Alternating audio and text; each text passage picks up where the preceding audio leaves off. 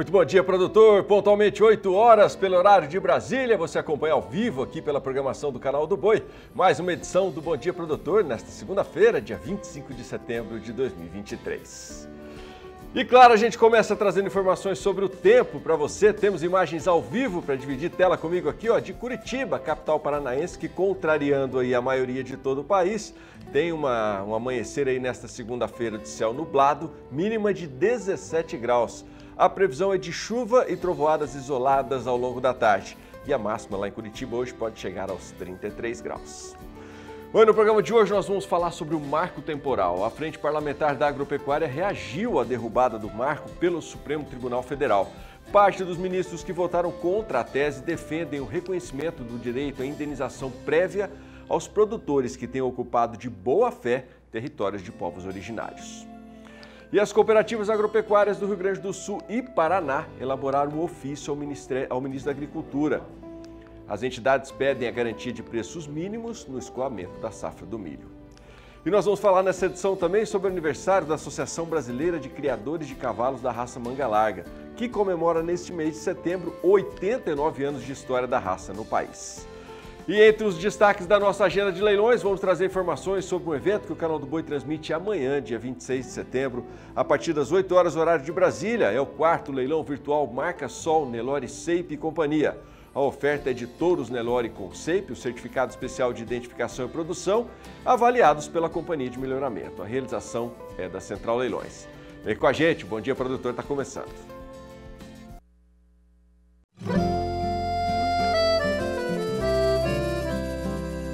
Acorda que o galo já cantou e o sol já vem fazer brotar mais um novo dia. Lenha no fogão, café pra esquentar e a bicharada no quintal. Bota pra molhar, tira leite no curral. Arreia o cavalo, tem gado pra campear.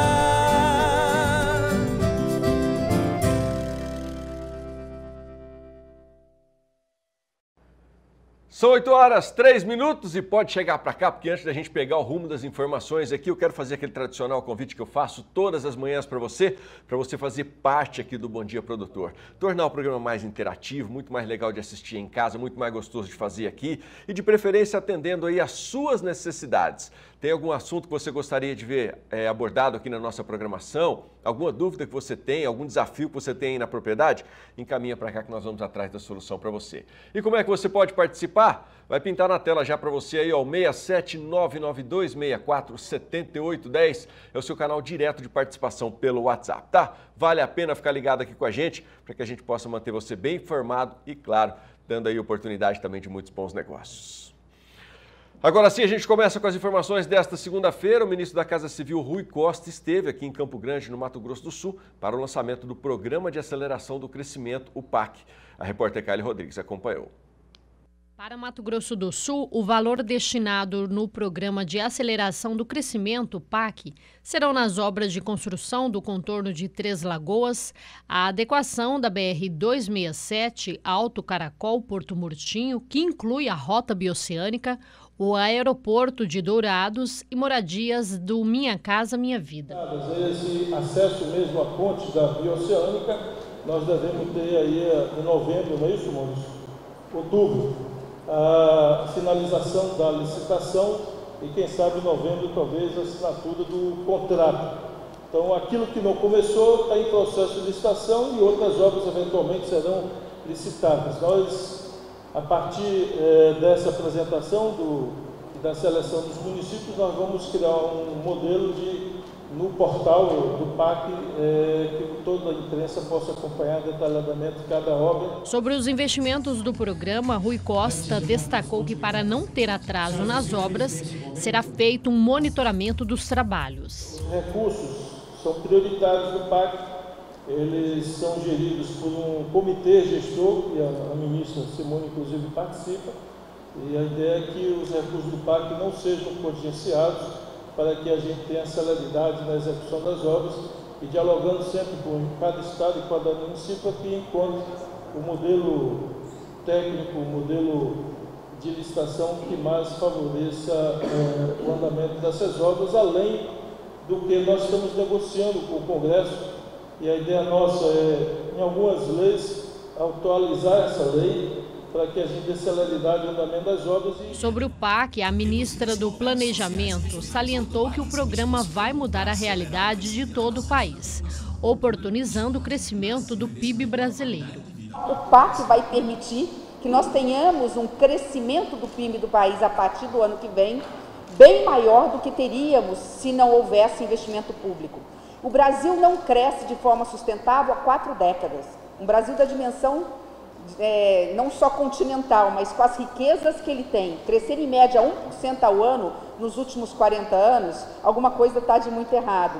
Ou porque nós confiamos muito só em investimento privado, ou muitas vezes investimos no público e esquecemos de dar suporte no investimento privado. O presidente Lula tem uma visão muito clara. Para que o Brasil cresça de forma sustentável, é preciso investimento privado e público. Com a participação de várias autoridades, no lançamento foi abordado sobre as linhas de financiamentos, além da questão do público em geral ter maior facilidade de negociações com as agências bancárias. Mas certamente o Mato Grosso do Sul tem, como todos os outros estados brasileiros, e em especial aqui, porque é um estado muito jovem, tem muita gente empreendendo. O que o presidente quer é que a gente encontre linha de financiamento, de ajuda, para essas pessoas que às vezes estão na economia criativa, pessoas que estão no pequeno comércio e muitas vezes não têm acesso ao BNDES, por exemplo, que não tem acesso a um banco formal. O presidente gostaria de criar, e também para essas pessoas que trabalham autônomas. A renegociação do contrato da 163, que está no TCU, foi enviado para lá no início dessa semana, né, e o TCU fazendo uma avaliação positiva, como disse aqui o ministro Rui, nós a partir de 1º de janeiro de 2024 temos a expectativa de um investimento muito forte já no ano que vem, com a manutenção da tarifa é o que está internalizado, né, para depois sim retomar a evolução tarifária. Então, o conjunto de obras já do PAC, ele é extremamente expressivo dentro do estado de Mato Grosso do Sul. De Campo Grande, Kaile Rodrigues. O estudo da Embrapa Pecuária Sudeste comprovou os benefícios do sombreamento artificial oferecidos aos bovinos de corte em sistema de confinamento. Veja os detalhes com Gustavo D'Angelo. O estudo da Embrapa Pecuária Sudeste demonstrou que o sombreamento artificial é capaz de gerar impactos positivos aos bovinos confinados. Além de melhorar o bem-estar animal, a sombra impacta diretamente no desempenho ambiental, reduzindo as pegadas hídrica e da terra, além de aumentar a eficiência nutricional. Veja o que disse o pesquisador Júlio Palhares. Nesse experimento, nós ofertamos uma sombra artificial para Nelores em confinamento. Então, nós tínhamos grupos de animais que tinham acesso à sombra durante todo o período de confinamento e grupos de animais que estavam a pleno sol. E queríamos avaliar se essa prática de bem-estar, a oferta do sombreamento, teria impactos positivos em 3 indicadores de desempenho ambiental, que são a pegada hídrica, a pegada de uso da terra e a eficiência de uso de nutrientes. E o que nós observamos? Oferecendo o sombreamento, nós conseguimos reduzir a pegada hídrica dos animais que estavam sob sombra em média 3%. A pegada de uso da terra, nós conseguimos reduzir em média de 7% dos animais que tiveram acesso à sombra. E também conseguimos aumentar a eficiência de uso de nutrientes na forma de nitrogênio e fósforo em 7%. Ou seja, esses animais converteram melhor aquilo que eles comeram, né? Eles tiveram uma eficiência maior de conversão, produzindo assim maior quantidade de produto na forma de carne. Concluindo, a oferta do sombreamento, que é uma prática de bem-estar para manter o conforto térmico dos animais, teve efeitos positivos em indicadores de desempenho ambiental, melhorando esses indicadores. Então podemos aliar bem-estar com desempenho ambiental e oferecemos à sociedade um produto com esses 2 valores. De Araçatuba, São Paulo, Gustavo D'Angelo. Bom, Campo Grande, aqui no Mato Grosso do Sul, foi cenário do Encadear Summit, um evento que promoveu o encadeamento produtivo do estado. A repórter Carla Rodrigues acompanhou e traz as informações. Um evento para apresentar os investimentos que Mato Grosso do Sul possui. O estado já é conhecido por ter grandes empreendimentos econômicos nos setores de celulose, sucro alcooleiro e na rota bioceânica. Esse evento ele vem coroar uma parceria que a gente tem aqui com o estado do Mato Grosso do Sul, uma parceria muito legal com o SEBRAE, com os municípios de Três Lagoas e de Ribas do Rio Pardo e também com o estado. Nosso grande objetivo é qualificar esse micro e pequeno fornecedor para atender grandes empresas, principalmente a nossa nova fábrica, que está sendo construída lá em Ribas do Rio Pardo. Com a rota bioceânica, Mato Grosso do Sul passa por um momento positivo, oportunidade de empreendedores investirem no estado e ganhar assim o cenário também nacional. Assim, toda a rota, no estado todo, várias rotas para chegar em Porto Murtinho, naquela região, mas assim, desde restaurantes, bares, a parte de hospedagem, então todos esses pequenos negócios são impactados, transportadoras, borracharias, se você for olhar, todos os setores acabam sendo impactados, então também é um grande puxador hoje, como outros setores, setor sucroenergético hoje também muito forte ainda no estado, trazendo aí bons desenvolvimento em regiões como Carapó e outros municípios. Então essas cadeias todas, para a gente ter uma ideia, hoje aqui nesse evento, nós temos quase 500 pequenos negócios participando e nós temos 64 grandes empresas, 14 delas grandes mega empresas, empresas âncoras. A obra, que ligará as cidades de Carmelo Peralta, no Paraguai, e Porto Murtinho, Brasil, superou os 27% de execução, expectativa que anima os empresários. Nós somos um dos primeiros investidores em Porto Murtinho, na rota, Na rota e um estacionamento para atender aos portos, posto de combustível, a ideia é construir um bom hotel, talvez começar agora já no ano que vem, e estar presente ali nesse novo evento que vai acontecer, digamos, que vai mudar o cenário da região. Mudança que a Maristela, que atua no segmento de energia solar fotovoltaica, também aposta. Esse evento do SEBRAE, de trazer grandes empresas do estado para integrar pequenas empresas nesse setor e trazer inovação, trazer investimentos, créditos e investimento para que as pequenas empresas interajam com as grandes. De Campo Grande, Carla Rodrigues. São 8h13, vou para o primeiro intervalo comercial desta edição aqui do Bom Dia Produtor. Lembrando você que você é nosso convidado para fazer parte dessa programação, tá? 67992647810 é o seu canal direto para mandar a sua mensagem. No próximo bloco tem reportagem especial sobre os 89 anos da Associação Brasileira de Criadores de Cavalo da raça Manga Larga. Fica por aí, eu volto já. 8h15, já estamos de volta. Estamos ao vivo agora, de volta com imagens ao vivo de Petrolina, lá em Pernambuco. Olha que imagem bonita, bonito sol azul, bem claro. Previsão hoje é de dia ensolarado e a máxima, meu amigo, pode alcançar os 37 graus. O dia começou agora com a mínima de 21. A Associação Brasileira de Criadores de Cavalo da raça Manga Larga comemora mais um aniversário de fundação. São 89 anos de história que mostram a representatividade e a importância do Manga Larga no país. A reportagem especial é do Gustavo D'Angelo e do Pedro Rossi.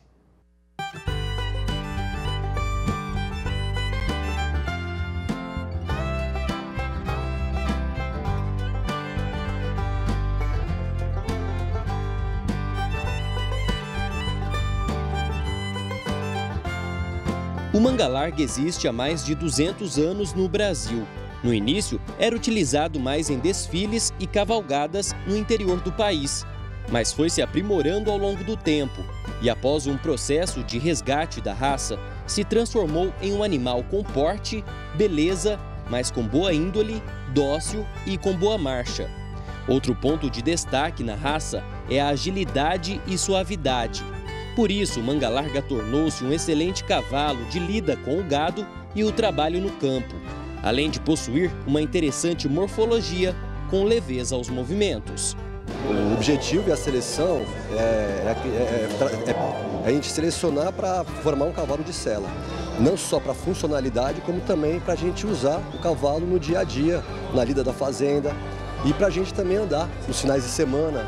É um cavalo que remete ao patrão, ao funcionário. Então a seleção ela é baseada em cima disso daí. Desde o seu surgimento até os dias atuais, o manga larga se consolida como uma das principais raças equinas da América Latina.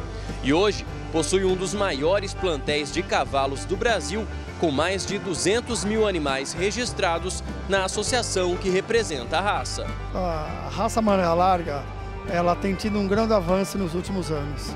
Eu gostaria de destacar alguns deles. É uma raça que, primeiro, ela está se expandindo cada vez mais para o Brasil. Segundo, consolidando a nossa marcha, a nossa docilidade, o andamento progressivo e as várias habilidades do cavalo manga larga. Vou citar algumas das habilidades. A gente é um cavalo excelente para fazer cavalgadas, um cavalo dócil, um cavalo muito confortável para você fazer longos percursos. É um cavalo que tem capacidade, habilidades para fazer provas, tanto provas funcionais quanto provas de laço e tambor.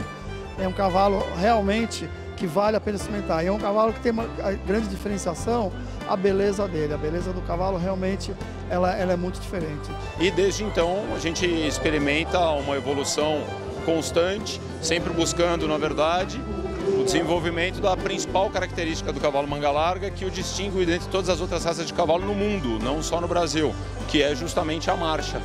Toda essa evolução da raça ao longo dos anos está ligada à história da Associação Brasileira de Criadores de Cavalos Manga Larga, entidade responsável por formatar, estimular e consolidar a raça por todo o território nacional. Em 2023, a Associação Brasileira de Criadores de Cavalos da Raça Manga Larga celebra 89 anos de fundação. E durante a 45ª Exposição Nacional, o presidente da entidade recordou os principais fatos que marcaram o desenvolvimento da raça no Brasil. É uma raça que está se ampliando em todo o território nacional, uma raça marcada pela sua marcha, pela sua docilidade, pela sua beleza. Quem monta no cavalo manga larga tem a oportunidade de experimentar, eu tenho certeza que vai querer repetir a dose, que é um cavalo de extrema docilidade, é de uma maciez incrível e de uma marcha de alta qualidade. Isso, cada ano que a gente faz exposição, a gente pode comprovar a evolução que nós temos do cavalo manga larga. Realmente é um cavalo que não tem igual. A associação, nesses 89 anos, sem sombra de dúvidas, passou por momentos muito diferentes, né? Primeiro num trabalho de consolidação, na sequência esse cavalo foi sempre sendo desenvolvido buscando um galope equilibrado, mas a preservação da sua principal característica, sempre a marcha. Na sequência houve a infusão de outras genéticas para que se buscasse um cavalo ainda mais equilibrado, um cavalo com uma estatura ainda mais desenvolvida. Não que a gente busque o cavalo enorme, o cavalo gigante, não é isso, mas naquele momento, isso há décadas, entendeu-se que para que se pudesse seguir nessa seleção era necessária essa infusão de sangue e também para fixar beleza no cavalo. Nessa evolução desde a fundação, ou desde o início, em 1920, porque a raça começa muito antes da fundação da própria associação. A gente experimentou uma evolução fantástica até chegar no cavalo manga larga, como ele é hoje, que a gente tem a oportunidade de ver aqui agora, por exemplo, na Exposição Nacional, explorando uma das principais características do cavalo manga larga, que é a função. Ele é um cavalo não só de marcha, mas acima de tudo, o cavalo manga larga é um cavalo de esporte. E hoje a gente está tendo uma demonstração aqui muito clara, de mais uma das aptidões do cavalo manga larga. E o que se espera do manga larga aí para o futuro? Se espera um cavalo completo, um cavalo cada vez mais difundido, que tenha a capacidade de se capilarizar e efetivamente se interiorizar Brasil adentro, conquistando as regiões mais distantes, onde a gente já tem presença, mas a gente ainda tem um desafio de conseguir buscar essa capilarização para que a gente possa estar em todas as praças.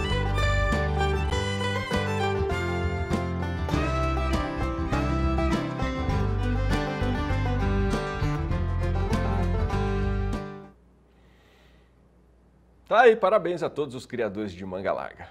Agora o recado é para você que precisa de consultoria na área pecuária. Vou te apresentar o trabalho da F Flores Assessoria e Consultoria Rural.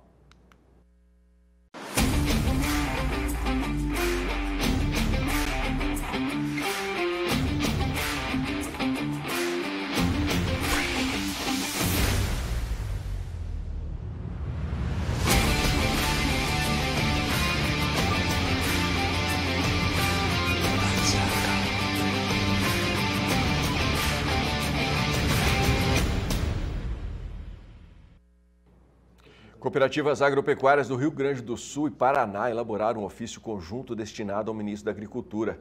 No documento, as entidades pedem medidas sobre o preço do trigo e ações para a garantia de preços mínimos do escoamento na safra do grão. A nossa equipe gaúcha conversou com o presidente da Federação das Cooperativas Agropecuárias do Rio Grande do Sul, a FECOAGRO. Confira aí. As representações das cooperativas agropecuárias gaúchas e paranaenses enviaram um ofício ao ministro da Agricultura e Pecuária, Carlos Fávaro, e ao secretário de Política Agrícola da pasta, Wilson Vaz de Araújo, na pauta a preocupação com os preços no mercado do trigo. Segundo as cooperativas, nos últimos 12 meses, os preços de mercado do trigo caíram drasticamente, chegando a níveis abaixo dos determinados pelo Programa de Garantia de Preços Mínimos para a safra de 2023. O documento solicita apoio junto ao Ministério da Agricultura e Pecuária, ações e medidas focadas na disponibilização e direcionamento de recursos para suporte à comercialização dos produtores de trigo, apoiando o escoamento do montante de produto que garanta a sustentabilidade da cadeia produtiva na safra vigente. Primeiramente é o seguinte, nós nos aproximamos de uma grande safra de trigo, tá? Talvez até perto da autossuficiência, né? Se ocorrer tudo, claro que no Rio Grande do Sul ainda é cedo, principalmente por causa das condições climáticas, né? O Rio Grande do Sul não começou a colher, o Paraná, que deve estar já quase na metade, aí 40% colhido. Então, o que nos levou, em nome das cooperativas brasileiras, né? O CEPAR, FECOAGRO e a Coamo, inclusive, foi lá na Coamo que aconteceu isso, né, a fazer esse documento. Tá? O que nos levou é que, né, nós alertamos o governo no sentido de que o preço mínimo estabelecido, tá, ele não está sendo praticado no mercado.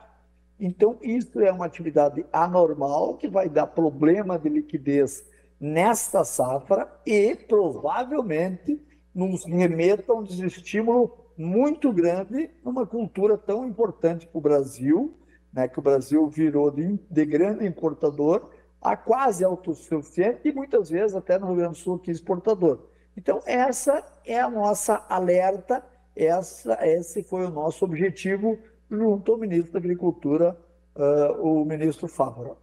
O sistema OCERGS, a FECOAGRO Rio Grande do Sul e a OCEPAR, representando as cooperativas e seus milhares de pequenos e médios cooperados da região sul do país, estão preocupados com os produtores inseridos em uma situação de preços abaixo dos custos de produção, e não somente do trigo. As entidades alertam que está havendo um total desestímulo na precificação da agricultura no Brasil. Praticamente com todos os preços, né, dos produtos agrícolas, isso às vezes não é repercutido a nível nacional, né? E praticamente todos os preços abaixo, né? Muito abaixo do que estava sendo praticado, né? Nós temos aí o trigo muito abaixo, né? Praticamente 50% do valor do ano passado, o milho a mesma questão, né? Inclusive com a questão da exportação de certa forma prejudicada, né? Nós temos o soja que recuperou um pouco, mas mesmo assim bem abaixo do ano passado.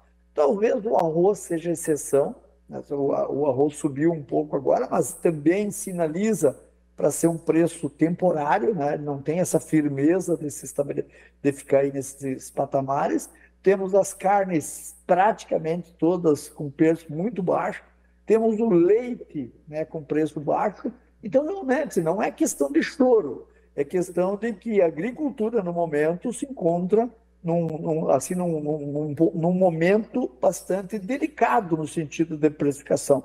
Vamos lembrar todos os nossos amigos, né, do canal do Boi, de que nós não temos interferência sobre o preço dos produtos. O produtor é um tomador de preço no vender produtos como no comprar insumos. Então, realmente, o que nos preocupa nesse momento é essa questão da empolgação, da confiança do produtor no seu negócio. Podemos ter aí um desestímulo a esse setor tão importante para o Brasil e para o mundo, porque nós estamos fornecendo alimentos para 1 bilhão de pessoas, né? Então, e para o mundo, esse desestímulo que está havendo na precificação dos produtos no Brasil. De Cruz Alta, Rio Grande do Sul, Graciela Caíno. Obrigado, Graciela. E após a constatação de matérias estranhas e impurezas acima dos limites permitidos pela legislação vigente, o Ministério da Agricultura e Pecuária determinou o recolhimento nacional de 8 lotes de café. E os detalhes você vai ver comigo agora, direto ao vivo, com a Elaine Silva, da redação aqui do Canal do Boi. Bom dia, Elaine. Bom dia, Adriano. Bom dia a todos. Na semana passada, o Ministério da Agricultura e Pecuária determinou o recolhimento nacional de 8 lotes de café das marcas Fazenda Mineira, Jardim, Lenhador Extra Forte, Lenhador Tradicional, Balaio, Bico de Ouro e Bico de Ouro 100% pura robusta, após a constatação de matérias estranhas e impurezas acima dos limites permitidos pela legislação vigente.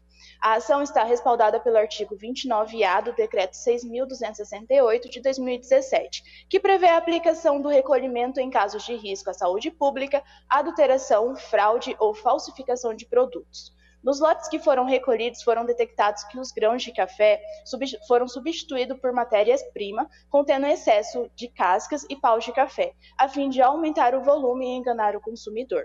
Os números dos lotes que foram recolhidos estão no portal de notícias do Canal do Boi, assim como vários destaques do portal sb1.com. Adriano, eu volto com você do estúdio, desejando a todos uma ótima semana. Valeu, obrigado. Ótima semana para você também. Bom, e a Central Bela Vista, central de genética localizada em Botucatu, no interior paulista, é parceira da Qualitas, empresa de desenvolvimento e melhoramento genético de bovinos, para garantir mais excelência na distribuição de sêmen de grandes reprodutores da pecuária nacional. Vamos entender juntos os detalhes.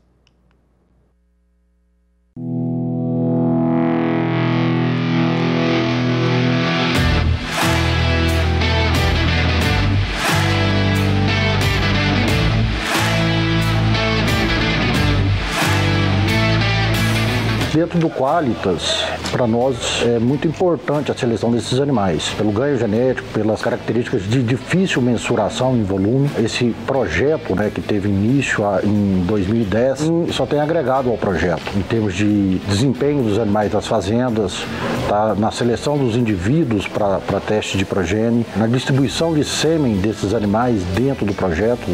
Hoje, até o motivo pelo qual a gente veio para Bela Vista é tentar ter um volume maior e mais cedo desse sêmen.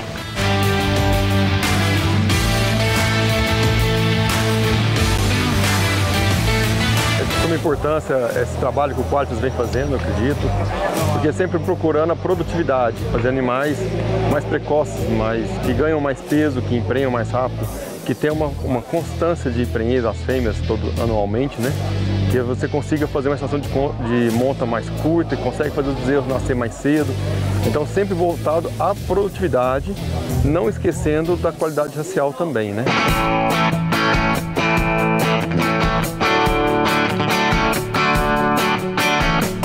É a 14ª, edição e só vem aumentando, só vem melhorando. É uma progressão. E isso é de suma importância para a pecuária nacional. Os testes de consumo alimentar residual, de eficiência alimentar, vêm a somar com todas as outras características avaliadas pelo programa. E a gente consegue enxergar nos animais uma evolução tremenda. Animais mais profundos, uma musculatura avantajada, um frame mediano, realmente animais que com essa caracterização vão imprimir e vão levar mais características funcionais e produtivas para dentro das fazendas do Brasil afora. Mais uma prova realizada com sucesso na parceria com o Qualitas, um grupo excepcional, um grupo que está com a gente há muitos anos já, coletando semi-teste de progênie, e agora em parceria com os coxos eletrônicos, onde a gente consegue fazer a mensuração desses animais e, consequentemente, levá-los para a coleta de sêmen, onde nós vamos ter excepcionais reprodutores que vai distribuir essa progênie toda.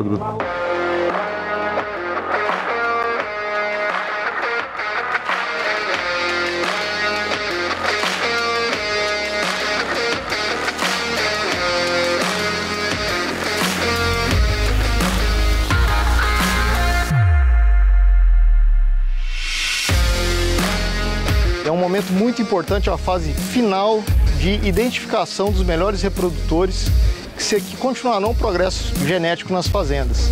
Então, ao final do teste, são selecionados os melhores animais produzidos da safra por todas essas fazendas e esses animais então permanecem aqui na Bela Vista, coleta-se o sêmen desses animais e esse sêmen é utilizado pelos criadores, continuando então o progresso genético em todas as fazendas. É a primeira prova que a gente roda aqui no Centro Tecnológico da Central Bela Vista, né, com o Qualitas. A gente fez uma parceria muito grande, uma parceria que eu acho que vem muitos frutos, tanto para o Qualitas quanto para a Bela Vista, que hoje é um dos principais programas SAPE do Brasil, é o Qualitas, né? E ele vem na vanguarda desse teste de consumo alimentar residual, e com essa junção a gente ganha um tempo muito hábil, principalmente na produção de sêmen desses animais, tá? Então, para a gente é um grande prazer receber todos aqui, é um grande prazer tê-los como parceiro. Eu tenho certeza que essa parceria vai nos trazer muitos frutos para a pecuária nacional, produzir em menor área um animal muito mais eficiente.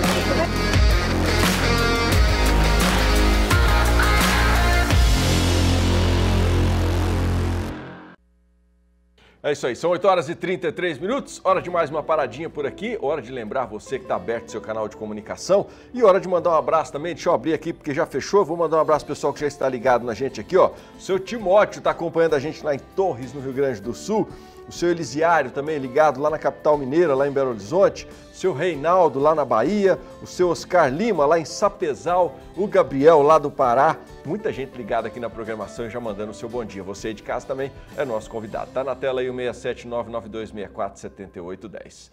Já no próximo bloco você vai conferir informações sobre o quarto leilão virtual Marca Sol Nelore SAPE. Um evento que traz aí 40 touros desse calibre, dessa qualidade que você está vendo aí no seu televisor. São touros SAPE genotipados da cabeceira de cima do seu Haroldo de Sá Quartim Barbosa. Daqui a pouco você tem todos os detalhes. Eu volto já. Estamos de volta, são 8 horas e 35 minutos pelo horário de Brasília. Desde já agradeço a sua companhia. Se está chegando agora, seja muito bem-vindo. A Frente Parlamentar da Agropecuária reagiu à derrubada do marco temporal pelo STF, Supremo Tribunal Federal. O presidente da frente, o deputado Pedro Lupion, do PP do Paraná, disse que a bancada ruralista vai adotar todas as estratégias possíveis para garantir que o Congresso vote projetos, que reeditem o marco temporal das terras indígenas. O Fabiano Reis conversou sobre este assunto com a advogada Luana Ruiz. Confira aí os detalhes. Agricultura BR de volta e agora retomamos o tema do marco temporal. Mais cedo, na abertura, nós trazíamos a participação do deputado Pedro Lupion, presidente da Frente Parlamentar Agropecuária, e ele falava, inclusive, a respeito de ter os bloqueios lá na Câmara Federal em relação às propostas que vierem para votação. Uma maneira de pressionar para andar na Câmara Federal e no Senado Federal o que eles estão apresentando em torno do marco temporal. Mas o fato é que esta última quinta-feira ela foi marcada pelo Supremo Tribunal Federal, votando com 9 votos a 2 contra o marco temporal e, de certo modo, contra o 5º artigo da Constituição Federal Brasileira. Para falar a respeito deste assunto e o que nós temos agora, nós recebemos Luana Ruiz, é advogada, especialista no assunto, já esteve conosco em diversas outras oportunidades, Luana, e agora a gente vai falar sobre algo que é penoso para produtor rural, é penoso para proprietário de terra, para quem está acompanhando esse programa em qualquer parte do país. O que aconteceu nesta última quinta-feira, em termos jurídicos, e o que nós temos agora de fato em relação aos proprietários de terras, quem tem o risco de ter uma terra agora considerada indígena. Boa tarde. Boa tarde, Fabiano. Muito obrigada. É sempre uma satisfação estar aqui conversando com vocês. Agradeço a abertura do programa por possibilitar esse debate, essa discussão tão importante. Eu estava ali aguardando para entrar no estúdio pensando, quando foi a primeira vez que eu estive aqui, ou que nós dois estivemos juntos, falando sobre esse tema? Creio que mais de 10 anos. Nós estamos agora em 2023, rediscutindo algo que o Supremo já havia decidido lá em 2008, que por sua vez replicava a essência da súmula 650, que é do início da década de 90. Então nós estamos há muitos anos já com o entendimento do nosso Poder Judiciário vinculado à questão de que a Constituição garante aos índios o direito às áreas nas quais eles estão, e não o retorno nas quais um dia estiveram. O o que é, de modo bastante sintético, o marco temporal. Por outro lado, a questão do indigenato, de que os índios são os donos naturais e primeiros habitantes destas terras e que tudo poderia ser demarcado. Depois de tantos anos, a celeuma retorna à pauta do Supremo Tribunal Federal e na data de ontem o julgamento foi concluído. Que julgamento? O julgamento do recurso extraordinário 1.017.365, que teve como origem uma ação de reintegração de posse lá em Santa Catarina, e este recurso foi julgado ontem se os índios continuam ou seriam retirados daquela área da entidade ambiental, ali do órgão ambiental do estado de Santa Catarina. Isso ainda não é a definição de tese. Os ministros, a pauta, o tema, continua no Supremo e na quarta e quinta da próxima semana, os ministros continuarão enfrentando a matéria. E aí sim, na próxima pauta, eles vão definir o tema. Qual tema? O tema de repercussão geral que vai se aplicar em todos os processos no Brasil como um todo. Já sabemos que o marco temporal caiu, já sabemos que esse tema vai ser delimitado no universo do indigenato, mas também já sabemos que temos, por exemplo, 3 vertentes indenizatórias. Então, enquanto o voto do ministro Edson Fachin defendia puramente uma questão do indigenato, tudo pode ser demarcado como terra indígena, aniquilando a propriedade privada, os outros 3 ministros que votaram na sequência, que foi o Zanin, o Alexandre de Moraes e o Barroso, trouxeram figura da indenização. Pelo Zanin, indeniza somente ao final, demarca e entrega para os índios, depois o interessado vai atrás de um processo autônomo para... Com todo respeito, eu considero isso um desrespeito ao produtor rural, absurdo essa proposta. E mais, em TDA, não é em dinheiro.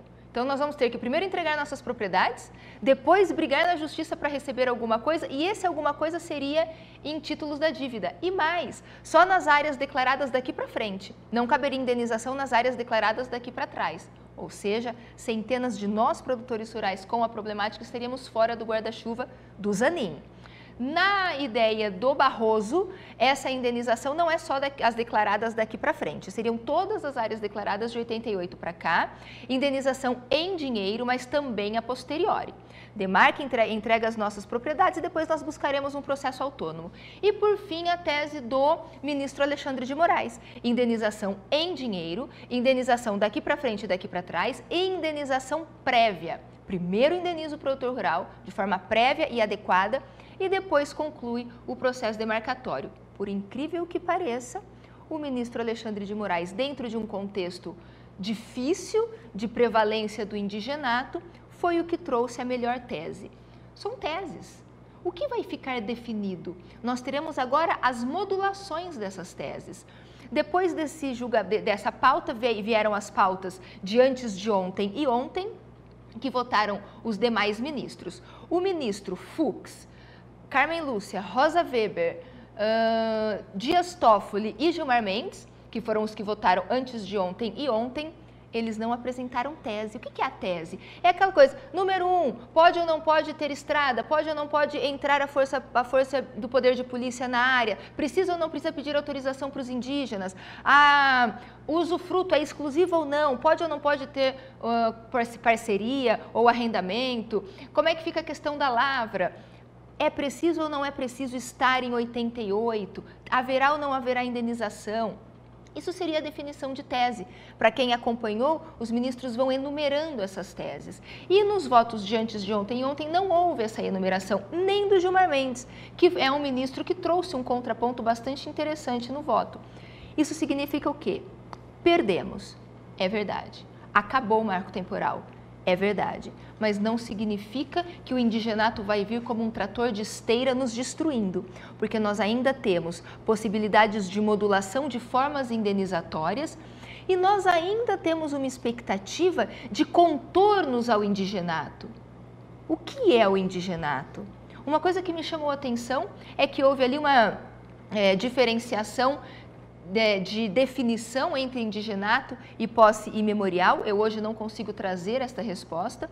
Precisamos aguardar, sim, os próximos passos, a definição de tese no julgamento da semana que vem, para aí sim nós voltarmos aqui de uma forma bastante clara e objetiva, com as cartas postas à mesa, para entender o que efetivamente definiu o Supremo.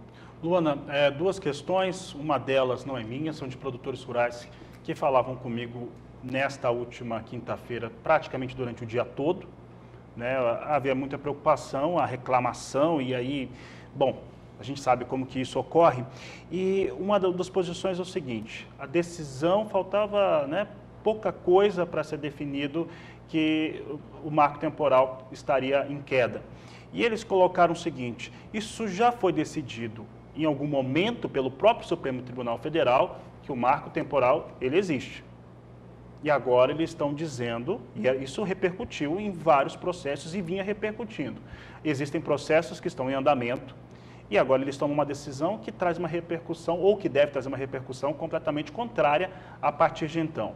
Ela vai recair sobre os processos que já existem, sobre os que existirão, e aquela pergunta que é: o STF pode rever isso, como acaba de acontecer?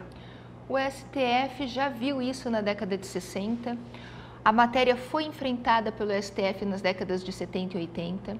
A matéria esteve na pauta do Supremo quando discutiu Raposa Serra do Sol e está na pauta novamente. Pode ser revisto? Pode. Vamos pensar um pouquinho, vamos sair um pouquinho da questão indígena, mas ainda no universo do agro e do produtor rural, como foi a questão do Fundo Rural? Lembra o Fundo Rural?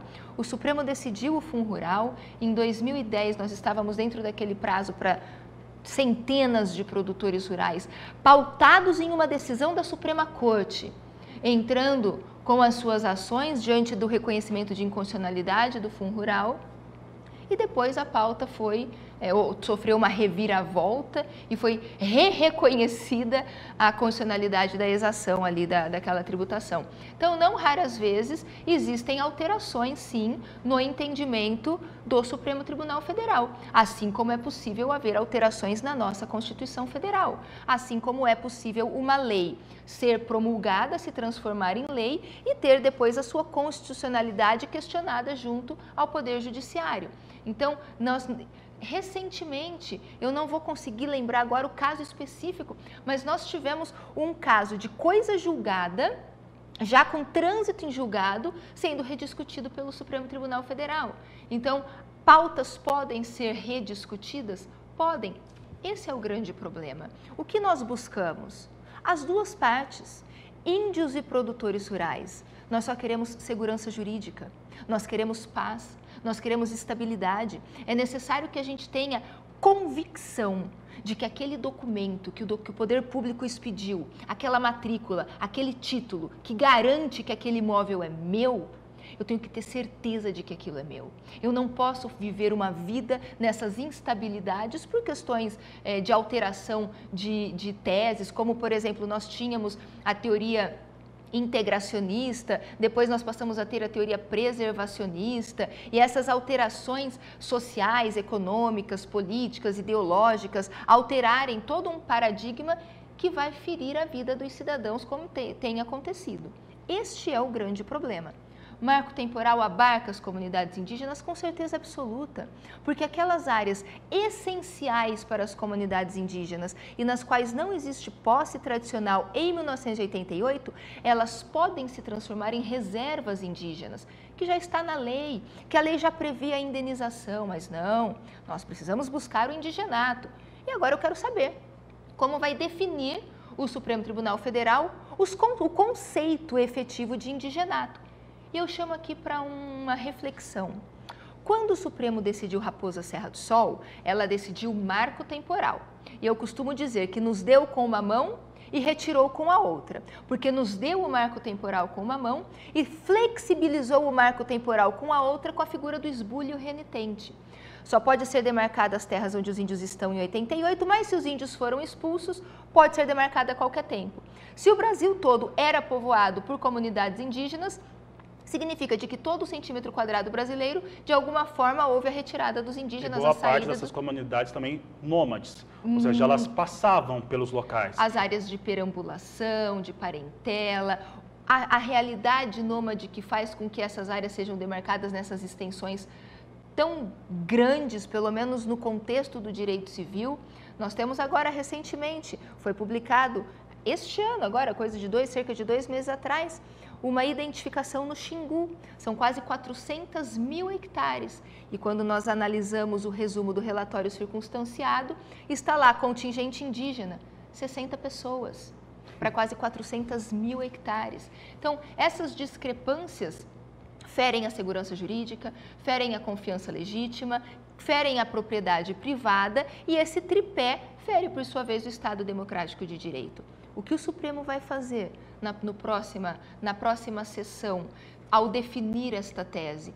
Eu não consigo ainda, sou uma eterna esperançosa e convido os produtores rurais para que a gente não jogue a toalha, porque mesmo que haja um avanço e uma definição de indigenato, eu ainda quero voltar aqui na próxima sexta-feira para dizer ainda bem que eu não estava errada. E se estiver, vamos ali descobrir os pormenores e como sair da problemática. Mas ainda acredito que podemos enfrentar modulações e modulações que de alguma forma venham a amenizar um pouco, porque é muita irresponsabilidade defender a tese do indigenato, tal qual colocado pelo ministro Edson Fachin, e passar um trator de esteira em todo o universo do setor rural e do agro desse nosso país.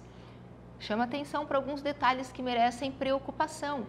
No voto do Dias Toffoli, ele disse e repetiu por diversas vezes que o Brasil deve 2/3 do seu território às comunidades indígenas. Ora, 14% já é. De acordo com os processos que estão lá depositados na FUNAI, falou-se aí na possibilidade de chegar a 30%. E agora vem o ministro cogitando 2/3. Ainda que tenhamos tese indenizatória, ainda que seja a melhor das teses, você, produtor rural, vai ter a sua propriedade demarcada para as comunidades indígenas, mas você vai receber em dinheiro à vista valor de mercado. Ainda que diante dessa hipótese, que seria o melhor contexto dentro de um contexto terrível, vem dinheiro de onde? Para indenizar metade do Brasil? O governo federal não tem e... Eu estava conversando com alguns colegas jornalistas em Brasília, o governo federal está muito assustado com a possibilidade, inclusive a articulação para que, quando vier, seja posterior a todo o processo demarcatório. Então, ainda tem uma movimentação política. Eu vou até pedir para a minha equipe, vou falar aqui com a Poliana e com a Karine, posiciona, por favor, novamente a fala gravada do Pedro Lupion, do deputado, já está no ponto, eu tentei falar com ele agora há pouco, ele não está respondendo. Eu vou fazer o seguinte, porque tem um mandamento no Congresso brasileiro, e eu vou te deixar essa pergunta já pronta, ele vai falar o que está sendo feito, vai fazer um desabafo, é uma questão de lógica fazer esse desabafo, mas o que está sendo feito. E aí eu vou te perguntar, já deixar essa pergunta e você vai responder depois do vídeo, se aquilo que for feito agora no Senado, no Congresso, que já passou por ali, se cai por conta dessa decisão do STF ou ainda é possível discutir. Vamos trazer então de novo o presidente da Frente Parlamentar da Agropecuária, Pedro Lupion. O assunto é muito grave e muito preocupante. Com o voto do ministro Fux, acabamos de perder a votação do marco temporal no STF.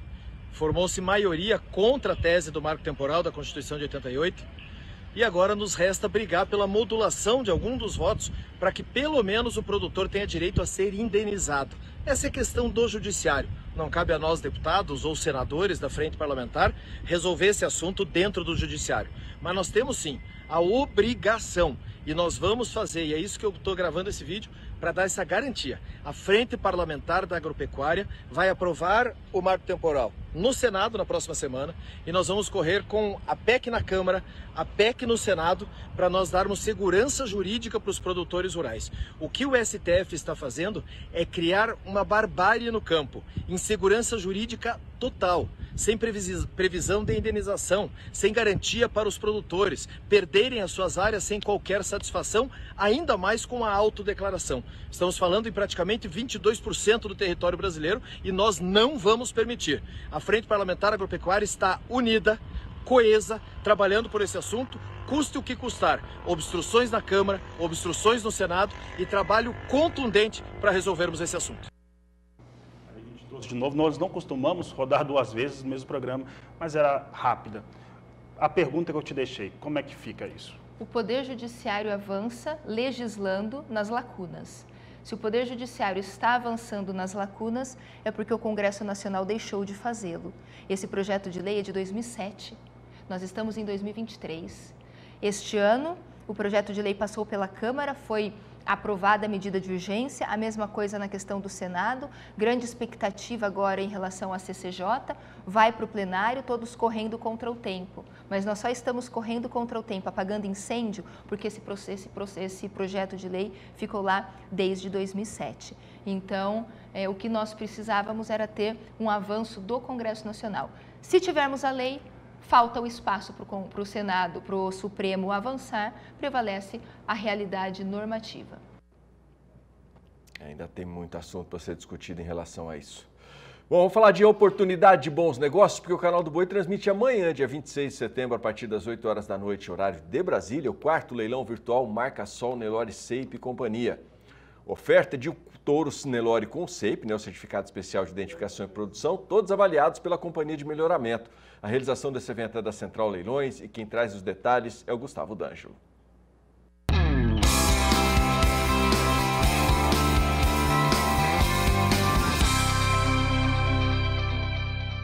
Estou de volta à Fazenda Negrinha, em Parapuã, interior de São Paulo, desta vez para destacar o rebanho Nelore da Marcasol, que carrega em sua genética mais de 60 anos de seleção.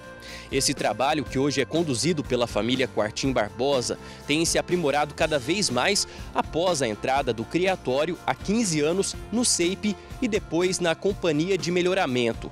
Programa muito robusto e que não para de crescer. Atualmente, a CIA conta com mais de 100 mil matrizes e mais de 1 milhão de animais avaliados, com rebanhos espalhados pelo Brasil, Paraguai, Bolívia e Colômbia. A gente faz parte da Companhia de Melhoramento, que é um programa muito criterioso. Ela é muito rigorosa em todas as etapas do processo de avaliação. Toda desmama, no sobreano, vem um técnico da CIA aqui na fazenda avaliar os animais visualmente. Aí a gente pega todo o nosso banco de dados, manda para a CIA, eles fazem a avaliação genética e identificam os melhores animais no rebanho. E como o número de animais no programa é muito grande e só os 20% melhores recebem o Seipe, a pressão de seleção exercida nesses animais é muito forte. Esses touros ceipados que vocês estão vendo aqui, eles são realmente o topo da pirâmide dessa safra. E é exatamente disso que a gente precisa, né? Porque a pecuária está cada dia mais competitiva e para o produtor conseguir um bom retorno do investimento, ele precisa girar os animais mais rápido dentro da fazenda.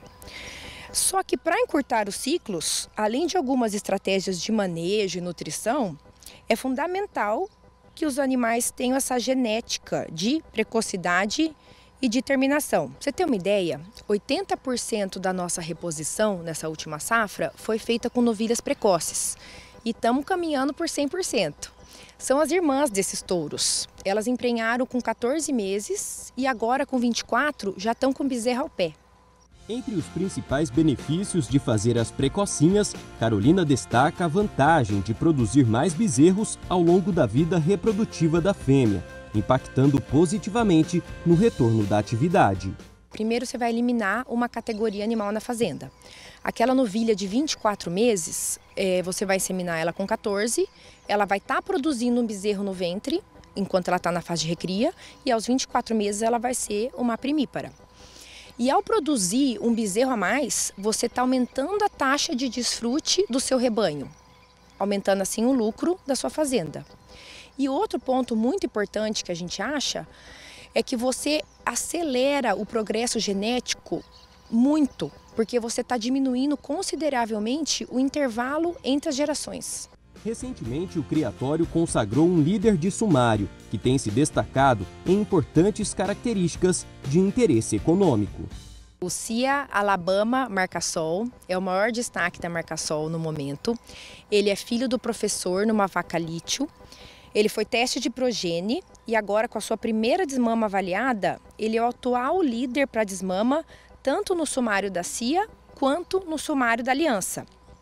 Além disso, ele está em segundo lugar no sumário para índice CIA e ele é o destaque para várias características super importantes, como conformação, precocidade, musculatura e ganho de peso. A gente está muito feliz com a produção dele. E é com essa genética de resultados que a marca Sol chega à tela do Canal do Boi no dia 26 de setembro com uma oferta incrível de reprodutores Nelore Shape. São touros produzidos especialmente para atender às mais altas exigências do mercado. Olha, nesse leilão a gente vai ofertar 40 touros ceipados, todos genotipados, com andrológico positivo e prontos para servir a campo. Eles estão com uma média de 24 meses, 650 quilos e 37 de CE. E como vocês podem ver, são animais de muita carcaça, bem equilibrados, do biotipo precoce e de um temperamento incrível. Amigo pecuarista, vem conhecer o nosso trabalho. Acompanhe com a gente o 4º leilão Marca Sol Nelore Shape CIA. Vai ser dia 26 de setembro, uma terça-feira, às 20 horas, horário de Brasília, pelo Canal do Boi e Central Leilões. Vem para a pecuária de ciclo curto com a Marca Sol Nelore e faça ótimos negócios. Até lá!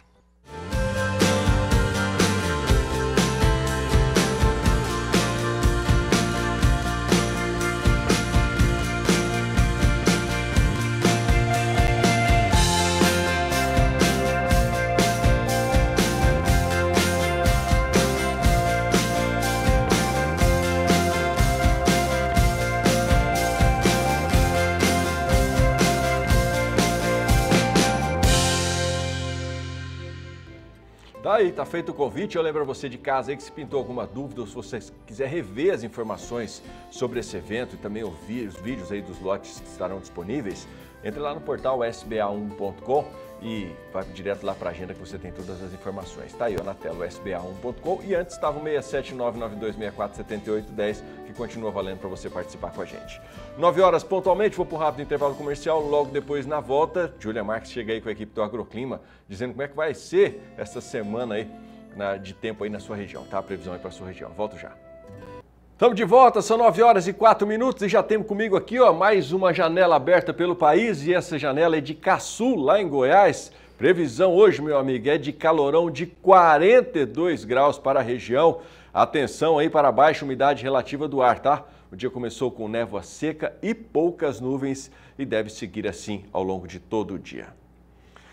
Bom, o Canal do Boi transmite nesta próxima quinta-feira, dia 28 de setembro, a partir das 8 horas da noite, horário de Brasília, o 5º leilão virtual de fêmeas da Fazenda Araponga Nelore Raçador.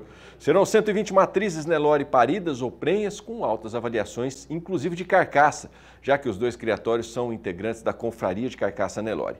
Quem vai contar um pouco mais dessa história é o Daniel de Paula.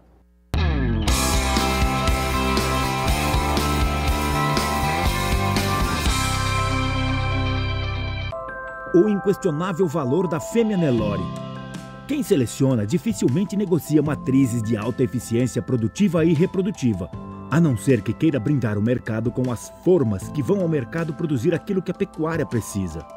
É exatamente este o caso do leilão Fazenda Araponga Nelore Raçador, que vai para sua 5ª edição, vendendo 120 fêmeas paridas e ou prenhas neste dia 28 de setembro, quinta, com a Ricardo Nicolau Leilões e o Canal do Boi.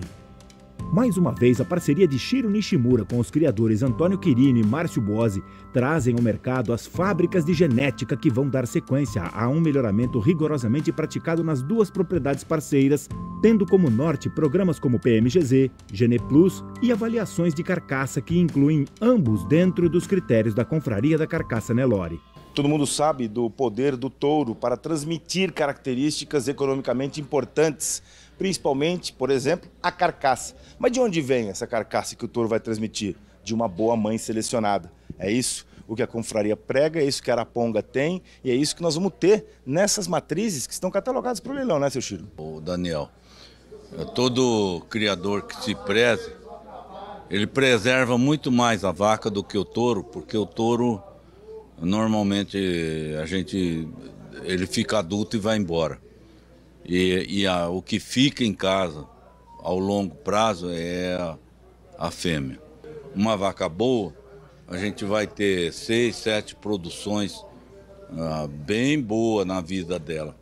E isso é um tesouro, porque na verdade é onde você vai fazer os acasalamentos baseados nessa fêmea. São elas que são as responsáveis pelo verdadeiro melhoramento genético, né? Eu acho que uma boa mãe, né, é fundamental para a evolução do rebanho. Uma das coisas que nós fazemos na Araponga é que quando nós desmamamos o bezerro, se o bezerro não pesar 40% do peso da vaca, nós eliminamos a vaca. Então, uma das coisas eu acho que é a habilidade materna, mas eu acho que é o total materno. A conta mais importante talvez seja o total materno. Mas isso faz parte da seleção. Então, quem for adquirir essa genética, ela carrega essa seleção. Nós resolvemos fazer esse leilão, essa parceria, justamente pela seriedade, né, com que o Chiro conduz a seleção do seu rebanho, né? Então a gente sabe do trabalho que ele realiza dentro da seleção dele, né? E nós também temos os nossos objetivos dentro da nossa seleção, né? Mas acho que converge para buscar uma fêmea que desmama um bezerro com um peso ideal, né? E hoje a gente está trabalhando com uma outra meta, vamos dizer assim, a ser atingido, que é uma carcaça de melhor qualidade, né? Que vai entregar lá na frente uma carne de melhor qualidade. Aí entra o poder da seleção utilizando dados que vão pagar as contas, dando ênfase ao que a ultrassonografia enxerga de superioridade numa fêmea que seja precoce e produtiva. Quando nós estamos na seleção da confraria, a seleção por AOL, EGS Marmoreio, ela tem a função de pensar isso, mas a EGS, por exemplo, quanto mais precoce você fizer isso na novilha, mais ela vai ser precoce para emprenhar. E isso, para o criador, tem um valor inestimável, porque nós vamos ter a fêmea produzindo mais cedo e ao longo do prazo ela vai produzir um bezerro a mais. Uma prática que as duas fazendas comungam e que justifica a junção dos dois rebanhos para formatar um leilão de produtos com essas características que não é comum de se encontrar no Brasil e que, por isso mesmo, carrega uma fidelidade que reforça o convite. Esse leilão é o seguinte, a gente tem que oportunizar ao mercado um pouco do nosso trabalho, né?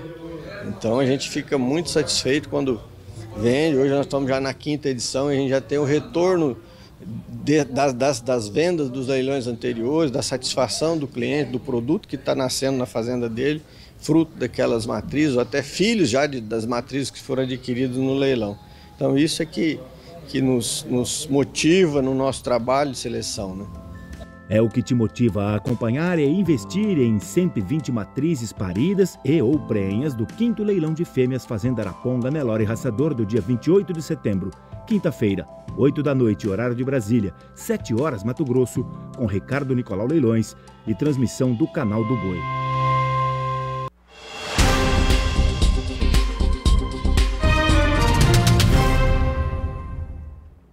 É hora do agroclima, é hora de previsão do tempo. Sábado começou a nova estação, aí começou a primavera e a Julian Marques chega trazendo as informações. Como é que deve ser essa primavera aqui no Hemisfério Sul, Julian? Boa tarde. Bom dia, na verdade, né?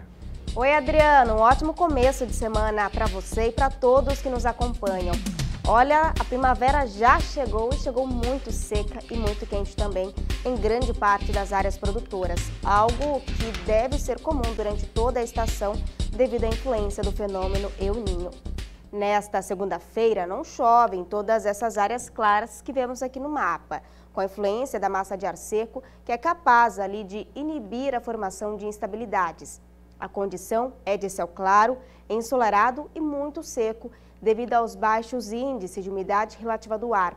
Enquanto isso, pancadas de chuva podem ser registradas no oeste da região norte, Rio de Janeiro, no leste paulista, sul do Paraná e em Santa Catarina.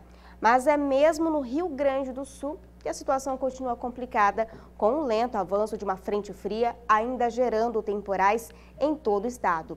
Há potencial para volumes expressivos e também ventos, raios e queda de granizo até o final do dia. A temperatura máxima prevista é de 17 graus em Pelotas, até por conta do tempo fechado e chuvoso, muito diferente de outras cidades no país. Máxima de até 41 graus em Bauru, 40 em Colíder, 35 em Tefé e até 36 graus em Simões no período da tarde. Com o calor intenso, a preocupação continua quanto ao ar muito seco em grande parte do Brasil. Em todas essas áreas em laranja aqui que vemos no mapa, são esperados baixos índices de umidade relativa do ar, com destaque para Quixadá, com umidade em torno de 24%. Assim como em Sinop, com 19%, e em Franca, com apenas 12%. Já considerado estado de emergência. E não para por aí, viu? Essa onda de calor será cada vez mais frequente e duradoura com a chegada da primavera. Nos próximos 30 dias, temperaturas acima dos 35 graus serão facilmente registradas em todas as regiões, com destaque para essas áreas em vermelho.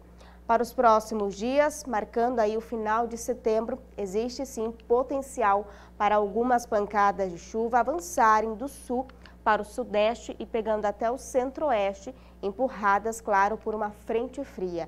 Mas o sistema já chega perdendo força e são esperadas apenas chuvas irregulares, mal distribuídas e com volumes abaixo dos 30 milímetros na maior parte das áreas produtoras. Desde o leste do Amazonas até o nordeste, nada de chuva por enquanto.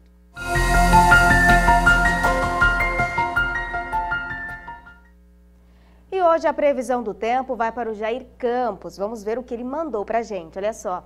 Bom dia, gostaria de saber a previsão para Conceição do Canindé, Piauí, nos próximos 30 dias.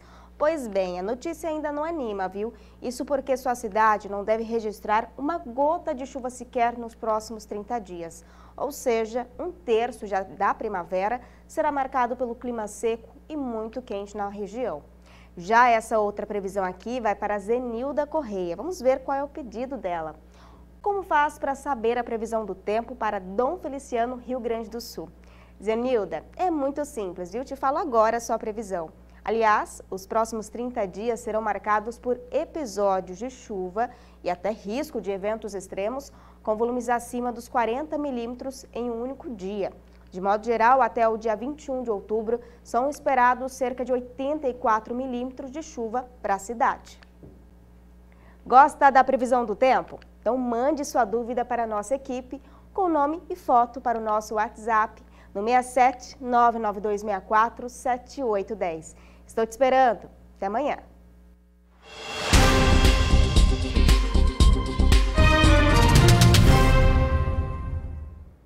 Valeu, Júlia. Obrigado.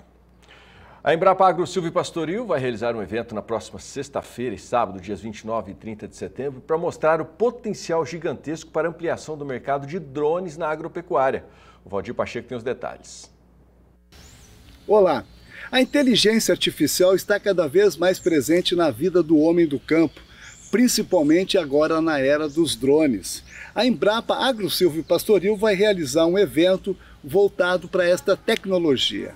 Aqui ao meu lado, doutora Laurimar Vendrúsculo, chefe-geral da Embrapa, e o chefe adjunto de transferência de tecnologia, doutor Flávio Vlurk. Começando aqui, Laurimar, esse evento é o primeiro nessa modalidade que a Embrapa está realizando aqui para os produtores na região.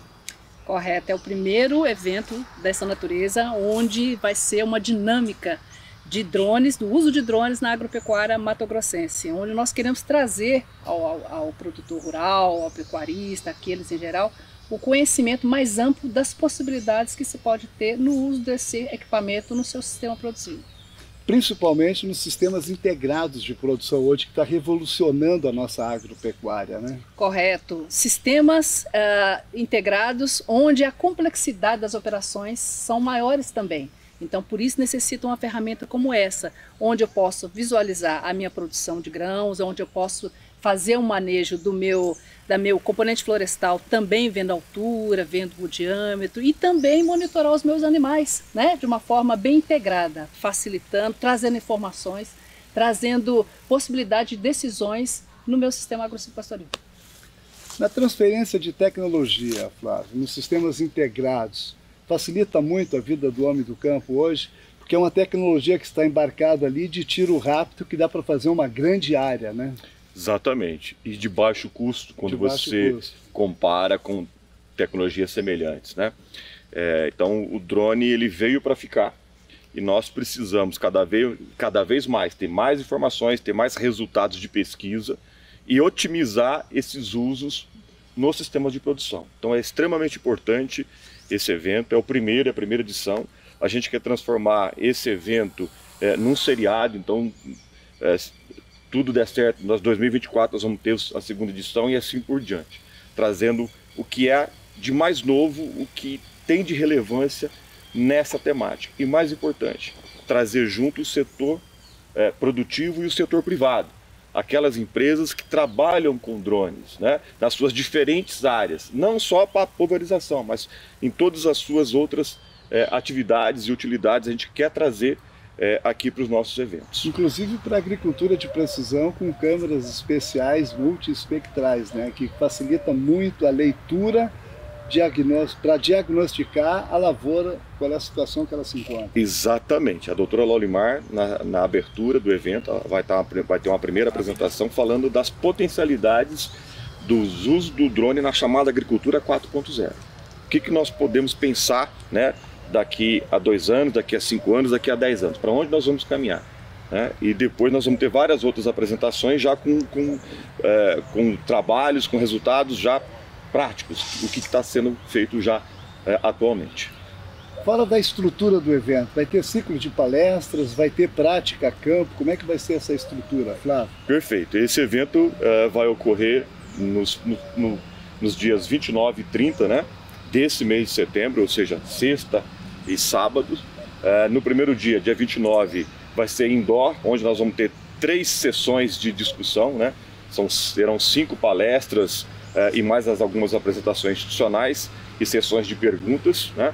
Então, nesse primeiro dia, toda a parte teórica trazendo os resultados atuais, o que nós temos de novo, né?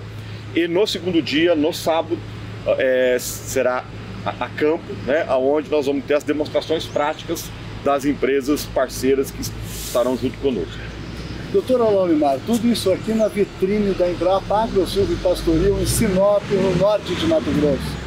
Correto, é um ambiente que sintetiza um pouco da produção agropecuária aqui no estado de Mato Grosso, né, com sistemas integrados como pano de fundo para esse evento. Mas não só para aqueles produtores de grãos e separado ou só da pecuária, mas também uma visibilidade dos sistemas que podem evoluir, né? Principalmente a lavoura pecuária, como a gente sabe que são o sistema com maior nível de adoção, principalmente aqui no Mato Grosso. Que maravilha, tá aí um evento imperdível para você, produtor, para você, estudante acadêmico, para você que é um profissional do agronegócio, precisa dessa informação. Esse evento é gratuito e imperdível e tem prazo para inscrição, Flávio. Como é que é essa estrutura? Na verdade, as inscrições têm número limitado de vagas, são 150 vagas. Nós vamos, a partir de amanhã, oficialmente já encaminhar os convites, mas mesmo antes, nós já temos quase 1/3 preenchido dessas vagas, né? Então, eu peço para quem tiver interesse, rapidamente entra lá no site da Embrapa Agrosilvopastoril e faça a sua inscrição, antes que termine as vagas. Tá aí, as imagens que vocês estão vendo aí são imagens reais, feitas aqui na vitrine de tecnologia da Embrapa, um evento imperdível para você ficar atualizado do que está sendo mais utilizado de moderno em sistemas integrados de produção agropecuária. Doutora Laulimar, muito obrigado aí pela sua participação mais uma vez. Obrigado pelo seu apoio costumeiro e, né, esperamos por todos nesse evento. Doutor Flávio, obrigado, sucesso. Vamos estar aqui na cobertura desse evento, mostrando aí para todo o Brasil através das lentes do Canal do Boi e o Vida Rural também presente aqui. Perfeito, nós que agradecemos e o convite esteja... todo mundo está convidado aí para participar nos dias 29 e 30 desse mês. Maravilha. Portanto, sexta e sábado da semana que vem. De Sinop, no norte de Mato Grosso, Valdir Pacheco. A gente fala agora sobre o terceiro MISOSul, uma reunião técnica sul-brasileira que foi realizada em Pelotas, no Rio Grande do Sul, reuniu pesquisadores, técnicos e produtores rurais para debater as culturas do milho e também do sorgo. A Graciela Caíno acompanhou. Com o objetivo de atualizar a periodicidade técnica para o milho e sorgo no sul do país, bem como fornecer material e atualização de conhecimentos para pesquisadores, professores, extensionistas, assistentes técnicos e produtores, ocorreu o evento MisoSul, de 10 a 12 de setembro, na sede da Embrapa Clima Temperado, em Pelotas, no Rio Grande do Sul. E diria que sim, um destaque dessa edição, talvez por ter sido realizada mesmo aqui no Rio Grande do Sul, foi o grande número de trabalhos sobre a produção de milho em terras baixas. Um sistema que a Embrapa vem desenvolvendo já há um bom tempo e que o setor produtivo já vem absorvendo, as outras entidades de pesquisa também estão juntos nessa linha de trabalho, que é o sistema de irrigação via solo, em áreas planas, via sulco-camaleão, na tecnologia de sulco-camaleão. E os colegas puderam mostrar o potencial que se tem de produzir milho nessas regiões aqui do estado é muito alto, e de certo modo brilhou os olhos, principalmente daquelas pessoas que aqui estiveram, que são ligadas ao poder público, que hoje em dia se pensa em linhas de investimento para a irrigação dessa cultura. Então, não só a irrigação via aspersão, com pivôs, mas estamos trabalhando para também possibilitar financiamentos oficiais para irrigação via solo, que é, de certo modo, uma novidade, comparando irrigação por aspersão, faz um longo tempo que existe. A programação contou com palestras, debates, homenagens, apresentações de trabalhos científicos e painéis específicos às culturas de milho e sorgo. Neste ano, as temáticas discutidas trataram sobre economia e produtividade das culturas, coberturas e qualidades do solo, bioinsumos, manejo e controle de pragas. Além disso, a questão climática, que frequentemente tem afetado a cultura do milho no estado, também foi discutida nos painéis. Nós tratamos dos desafios, das oportunidades, que são complexos em relação ao milho, a questão do custo de produção. A grande oportunidade que nós temos é uma grande demanda. O milho tem que fazer parte de um sistema de produção e aí os produtores têm trabalhado de forma crescente nessa organização, aí o tripé gestão, planejamento e profissionalismo, que dá essa sustentação. Então nós temos sim desafios, como é a questão da cigarrinha, nós temos desafios como o próprio resultado da condição climática, quer dizer, nós somos muito dependentes da variação climática. Temos nos últimos 10 anos uma diminuição em termos de potencial de resultado de produção, uma curva de tendência de produtividade em declínio. Então isso julgamos nós em função do clima, porque a tecnologia vem avançando, então precisa ter esse debate. Então a oportunidade que o MisoSul, que é a reunião técnica do milho e do sorgo, oportuniza tanto a técnicos quanto a produtores de você tentar buscar um debate para equalizar essas dificuldades e o Estado e a região sul poder crescer em termos de produção e produtividade para atender a demanda que nós temos muito forte em relação à produção de leite, carne e ovos no estado e na região sul. O protagonismo do milho brasileiro nas exportações também foi assunto do terceiro MisoSul. O economista Rodrigo Feix falou sobre o tema. O Brasil tem ganhado protagonismo na exportação de milho nos últimos anos, principalmente associado a esse crescimento das exportações e da produção à segunda safra, E nós buscamos aqui então analisar um pouco das condicionantes da produção na região sul, especialmente no Rio Grande do Sul, e as possibilidades de, por exemplo, o incremento da área irrigada no Rio Grande do Sul, da área irrigada de milho, quais seriam os seus potenciais desdobramentos tanto para a renda do produtor rural, já que a cultura do milho, quando irrigada, tem diferenciais de produtividade expressivos, o que traz uma redução do risco associado a esses fatores climáticos que têm prejudicado a atividade. Então, redução do risco, aumento da rentabilidade e também em termos econômicos mais amplos, para o conjunto da economia gaúcha, uma vez que o Rio Grande do Sul, Santa Catarina também precisam se abastecer de milho de outras regiões do país. Isso traz um custo mais elevado, muitas vezes, um risco de ter que comprar essas parcelas da produção em momentos onde o insumo está com preço muito elevado. Isso encarece a cadeia de proteínas, cadeia de carnes e pode prejudicar uma atividade econômica que é central para esses estados, né, uma vez que são atividades que geram muitos empregos e dinamizam a economia de várias regiões desses estados.